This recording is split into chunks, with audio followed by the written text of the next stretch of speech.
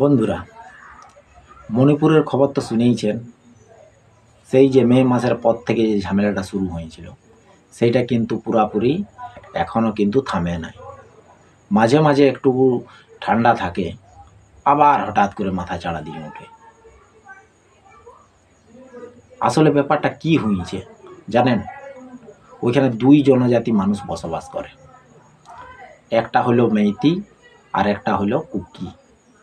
এই দুই দলের মধ্যে জমি জমা আর কে কতটুকু সুযোগ সুবিধা পাবে, সেই নিয়ে অনেক দিনের পুরনো ঝগড়া।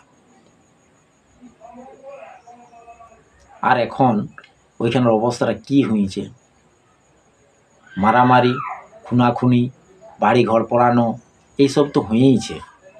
যদিও এখন বড় মারামারিটা একটু কম, কিন্তু ভিতরে ভিতরে এখনও একটা ভয় আর চাপা রাগ রয়ে গেছে মানুষের মধ্যে।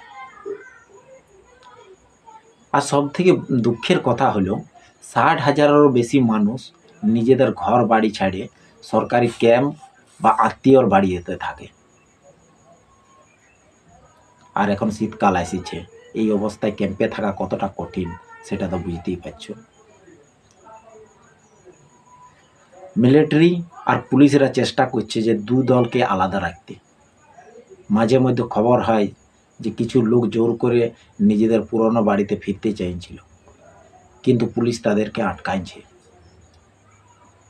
তখন আবার একটু ঝামেলা লাগে।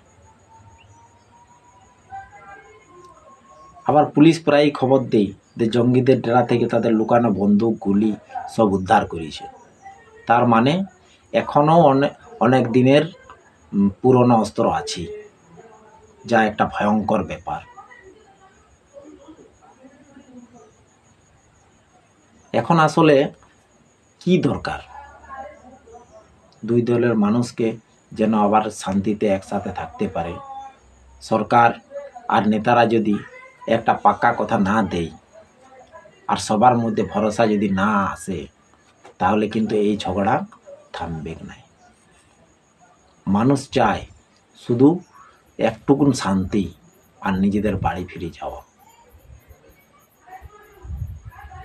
আপনাদের মতে মণিপুর নিয়ে কিছু বলার যদি থাকে তো বলতে পারেন।